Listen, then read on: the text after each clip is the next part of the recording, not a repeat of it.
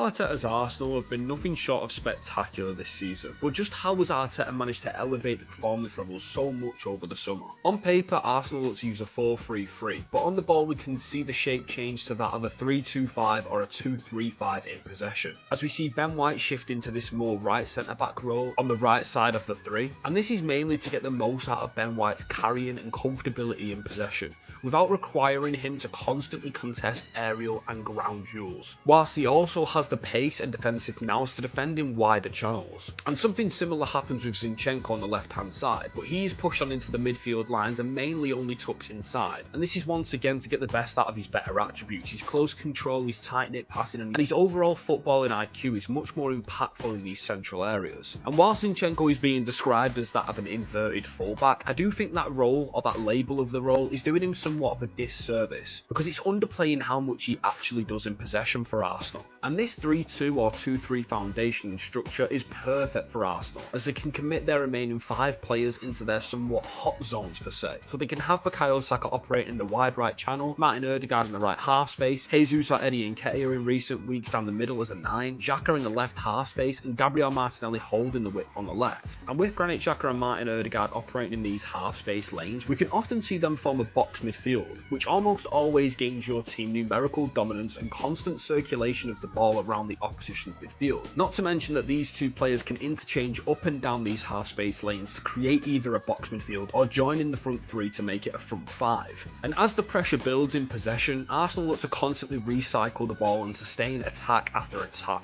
In the process of sustained attacks, their shape even changes from there. In recent months they've even been committing 7 or 6 bodies into the last line of offense, and this is to increase the chance of scoring. So at times Arsenal have been showing somewhat of a 2-2-6 or a 3-1-6 structure, which is very aggressive and very attacking, but it also leaves a lot of spaces for the opposition to transition into. However, Arsenal have the perfect balance of an elite counter press, a sweeping goalkeeper, 2 really athletic centre backs who can defend wide and narrow channels, and a comfortable number 6 who can operate on his own in them areas when breaking up play and retaining possession on his own. But for the most part, we can really only ever see this shape when Arsenal are looking to throw the kitchen sink at it, hence why this shape was used in the game against Bournemouth where they were gasping for a last minute winner. But when Arsenal do commit this amount of bodies into the last line of offense, it makes it virtually impossible to resist a goal, and the other team has to accommodate for this by bringing their own offensive players into their own half to get to grips with Arsenal's attacking players. And because of this, opposition teams don't really have the men forward to transition through Arsenal's weaker areas, and even if, let's say, they did commit players into the opposition half, they would eventually get picked apart because Arsenal always find the spare man. And this is how Arsenal often look to score what on the eye looks like a scrappy or scruffy goal, but it's manufactured and manipulated by a sheer force and aggressiveness of the final play.